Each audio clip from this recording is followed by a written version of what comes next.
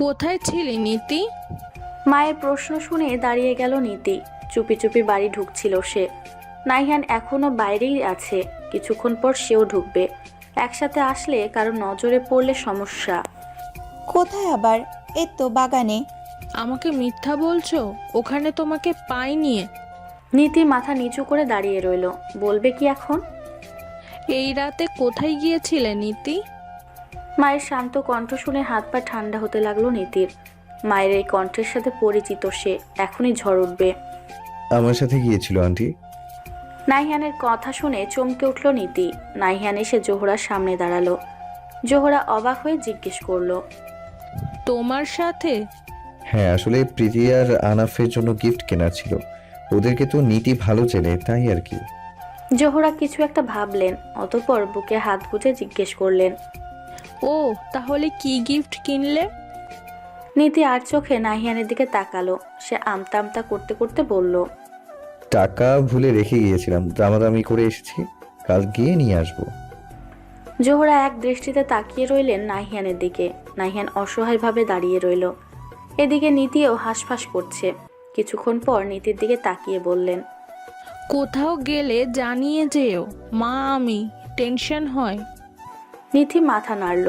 জোহরা আরেকবার নাহিয়ানের দিকে তাকিয়ে বললেন, তোমার বয়স আমাদের পার হয়ে গিয়েছে বাবা, তাই বাহানাগুলোতে একটু নতুনত্ব এনো। বলেই আবার বাগানের দিকে গেলেন উনি। নাহিয়ান বুঝতে না পেরে নীতিকে জিজ্ঞেস করলো। মানে? নীতি ঠোঁট চেপে হেসে বলল। মানে মা সব বুঝেছেন? নাহিয়ান ভ্রু নাচিয়ে বলল, বাহ, আমার শাশুড়ি তো সেই। সেই দেখেই বেঁচে গেলেন, নয়তো ঠাস করে খেতেন। ভয় দেখো কেন? আমার ইচ্ছে। নাহিয়ান চোখ ছোট ছোট করে ওর দিকে তাকাতেই নীতি হেসে দিল। অতঃপর ওর একটু কাছে গিয়ে বলল, ধন্যবাদ একটা সুন্দর মুহূর্ত দেওয়ার জন্য। নাহিয়ানও হাসলো। অতঃপর চোখে চোখ রেখে বলল, আর তোমায় ধন্যবাদ, নিজের সঙ্গ দিয়ে এই সুন্দর মুহূর্ত বানানোর জন্য। বার্তাহীন কয়েক পলক দৃষ্টি বিনিময় হলো দুজনার। ভালোবাসায় পূর্ণ সে দৃষ্টি ওখানেই থমকে রইল। এত মেসেজ করছো কেন তুমি?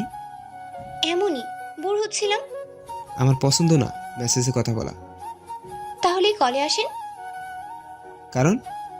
তুর্না ভাবলো কারণ কি বলবে এখন, কিছু একটা ভেবে বলল, ওই যে আপনি যে ভিডিও দিয়েছিলেন ওখানে একটা টপিকে সমস্যা হচ্ছিল, বুঝি না আমি। তুমি পড়ছো ওখানে?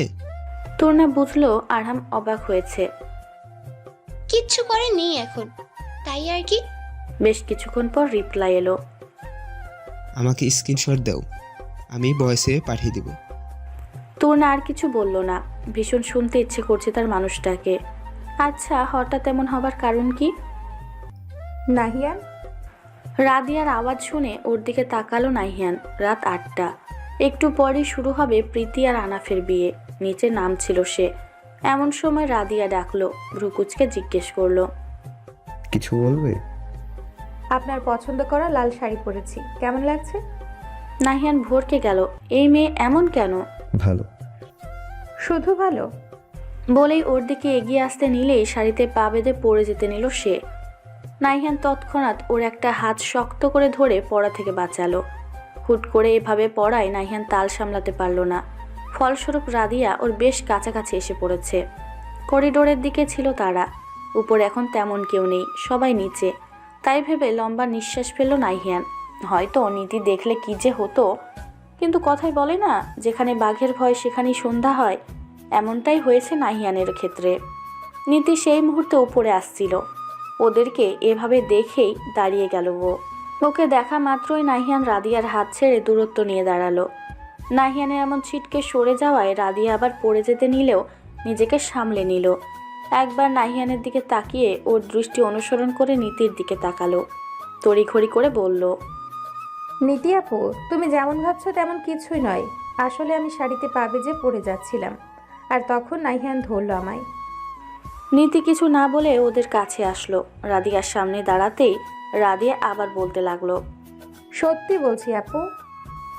আমি তোমার 1 কি 2 বছরের বড় হব, আর নাহিয়ান তোমার 4 কি 5 বা তারও বেশি বড় হবে।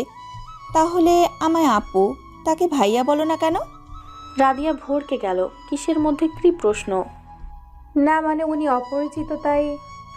নীতি ওকে বলতে না দিয়ে নিজে বলে উঠল। অপরিচিত আমিও ছিলাম, তাই আপু সম্বোধন করেছিলে। আপু তুমি ভুল বুঝছো। ভুল বোঝার কিছুই নেই, বাড়িতে আরও অনেকেই আছে যাদের কাছে জিজ্ঞেস করতে পারতে তোমাকে কেমন লাগছে, কিন্তু না, তুমি কাল আর আজ দুইবারই ওকে জিজ্ঞেস করেছো। ভেবো না এসব আমার অজানা থাকবে। আমি নিজের জিনিস নিয়েই অনেক যত্নশীল, সেখানে এটা তো আমার নিজের মানুষ। প্রথম প্রথম তোমায় কিছু বলতাম না, কারণ তুমি জানতে না, কিন্তু জানার পরেও এভাবে ছ্যাচরামি করার মানে কি? আপু রাদিয়া চুপ করে রইল। নীতি আবার বলতে শুরু করলো। চুপ! তুমি কি ভেবেছো তুমি এমন ঢং করে নাহিয়ানকে নিজের দিকে নিতে পারবে?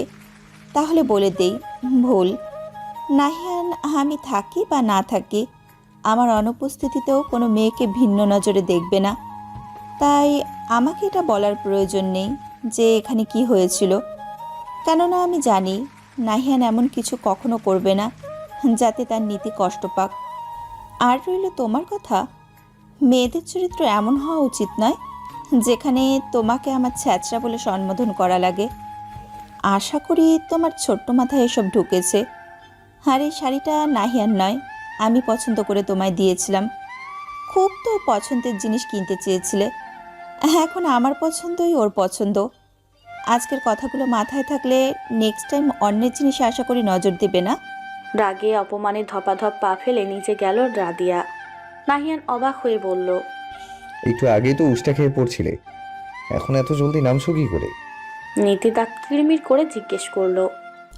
কেন? আবারও পড়তে নিলে আপনি ধরবেন? আরে না, তা কেন হবে? দেখছি কেন হবে। আশ্চর্য, একটু আগে না ওকে বললে আমায় বিশ্বাস করো? তো এই জন্যই কি অন্ধবিশ্বাস করব না? কেন ওকে ঝাড়ি দিয়ে বলতে পারতেন না আপনার থেকে দূরে থাকতে? নাকি পিছে ঘুরেতে খুব ভাল লাগে? নাহিয়ান হাসি আটকে বলল। খুব ভাল লাগে। নীতির রাগ যেন আরো বাড়ল। বেশ, তাহলে যান, গিয়ে ওকে বলুন আপনার পিছে পিছে আরও ঘুরতে। আমি গেলাম। নীতি ওকে পাশ কাটিয়ে যেতে নিলেই নাহিয়ান ওর হাত ধরে ফেললো। হ্যাচকা টানে ওকে নিজের কাছে এনে দাঁড় করালো। হাত ছাড়ুন। হুম হুম। হুম। কেন? যান, ওর হাত ধরুন গিয়ে। ওকে গিয়ে বলুন ওকে ভীষণ সুন্দর লাগছে। আমার কাছে কি? ছাড়ুন। নাহিয়ান হাসলো। নীতির কপালে পড়ে থাকা ছোট ছোট চুলগুলো পিছে সরিয়ে দিয়ে বলল। আমার মায়ের পর তুমি সবচেয়ে সুন্দর নারী, প্রিয়। নীতি শান্ত হলো, ফোঁস করে নিঃশ্বাস ছাড়লো। নাহিয়ান নিষ্পলক নীতিকে পর্যবেক্ষণ করলো। তার পরনে নাহিয়ানের পছন্দের সেই শাড়িটা। নীতির ডান হাত নিজের বুকের বাম পাশে রেখে বলল। এই বুকের বাঁ পাশে তুমি আছো, প্রিয়। আমার সত্যি পৃথিবীর আর অন্য কোনো নারীর প্রতি আগ্রহ নেই। আমার সকল আগ্রহ তোমার প্রতি, আমার প্রিয়র প্রতি, যাকে আমি ভালোবাসি আর যে আমাকে ভালোবাসে। নীতি ঠোঁটের কোণে হাসি ফুটলো, হেসে বলল। এই জন্যই সুন্দরভাষী মানুষদের প্রেমে পড়তে নেই। এরা এদের সুন্দর কথা দিয়ে ঠিকই কাবু করে নেয় আমার মতো অসহায় মেয়েকে। কি করব ম্যাম, আপনাকে দেখলেই আমার কথার মাঝে শব্দগুলো আপনা আপনি সেজে ওঠে, আর মুখে সেগুলো আটকে না রেখে বলে ফেলি। নীতি হাসলো, ওর চোখে চোখ রেখে বলল। শব্দগুলো আর কারোর জন্য সাজাবেন না, এগুলো কেবল যেন আমার জন্যই আমার হয়ে থাকে। নাহিয়ান হাসলো। তোমাদের রোম্যান্স শেষ হলে নিচে যাওয়া যাক। বর্ষার কথা শুনে চট জলদি সরে দাঁড়ালো দুজন। বর্ষা এসেছিল নীতিকে ডাকতে, প্রীতি ওকে খুঁজছে। ওর সাজ এখনো কিছুটা বাকি, কিন্তু এখানে এসে ওদের দেখে কিছুক্ষণ দাঁড়িয়েছিল। কিন্তু অনেকক্ষণ যাওয়ার পরেও এদের কথা শেষ হচ্ছে না, তাই বাধ্য হয়ে ওদের মাঝে আসতে হলো। বর্ষা দীর্ঘশ্বাস ফেলে বলল। প্রীতি ডাকছে তোকে, ওর সাজ নাকি আরো বাকি, আয়। নীতি কিছু না বলে এগিয়ে গেল। লজ্জা লাগছে তার। বর্ষা কি ভাবলো? নাহিয়ানও নিচে নেমে গেল। বর্ষা দুজনের দিকেই তাকালো, অতঃপর দীর্ঘশ্বাস ফেলে বলল। আজ কেউ নেই বলে। অবশেষে প্রীতি আর আনাফের বিয়ে সম্পূর্ণ হলো। সবাই এখন ওদের নিয়ে ব্যস্ত। নীতি একাকী দাঁড়িয়েছিল বর্ষার সাথে। সেই মুহূর্তে একজন মধ্যবয়স্ক মহিলা ওর নিকট এলো।